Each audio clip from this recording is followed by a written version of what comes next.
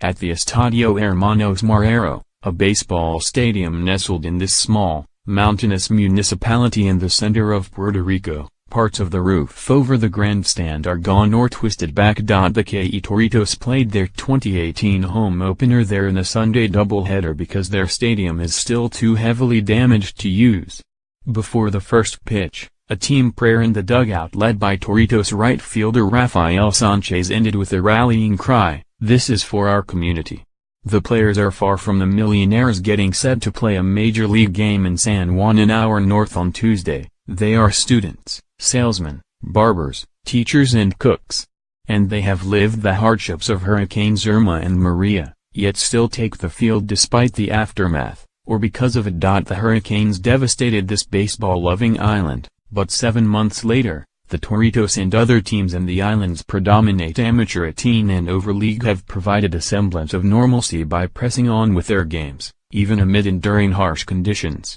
Sometimes we had to wash our clothes in the river, said Toritos catcher Raulier Martinez, 22, who was without power at home for 6 months. Their determination reflects baseball's special relationship with this island, as the Toritos and 37 other teams of the Liga de Béisbol Superior AA do what it has done every year since 1940. Play ball. AA is more regional on the island than any other sport I can think of, said Luis Rodriguez Mayoral, a Puerto Rican author, broadcaster and former baseball executive with such teams as the Texas Rangers and Detroit Tigers.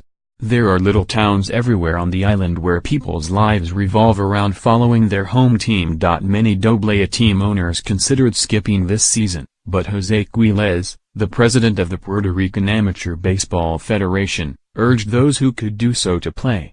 More than a dozen teams said yes. As word spread, the number doubled, and eventually reached 38, 4 fewer than normal.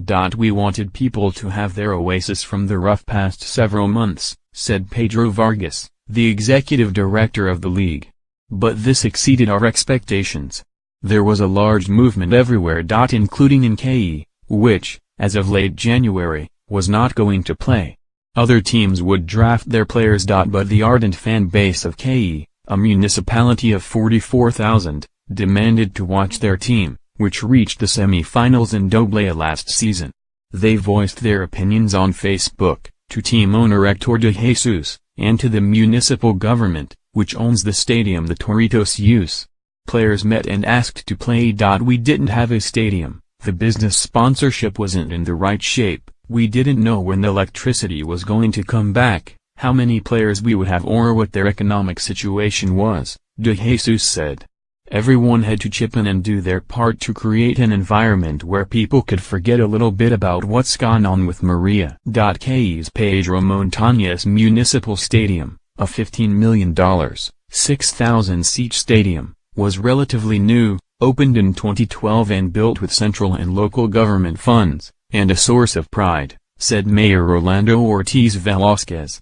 But Velázquez said Hurricane Maria caused $2 million worth of damage, disabling the scoreboard and knocking down concrete supports and the outfield wall. Although the main stadium was not fit for games, the first floor concourse was in good enough shape to be used as a central base for emergency responders. The Federal Emergency Management Agency is still using that area now, fielding visits from families needing assistance. Velázquez said 8 of the 22 neighborhoods in the municipality remain without electricity. People sometimes think sports are a waste or just for entertainment, Velázquez said. But from our experience after Maria, thanks to sports and baseball, this was the best facility to coordinate all of our services. To get the Toritos, or Little Bulls, a place to play, Velázquez called the mayor of Ibanito, William Alicia Perez, who agreed to loan his municipality's stadium, much less affected by the hurricanes, to KE when the Ibanito Polluelos Chicks played road games. The Toritos are one of 6 teams playing in a loaner stadium this season, but they still practice in their normal stadium. Vargas said the AA league budget is tight each year, so teams rely on local businesses to help cover costs.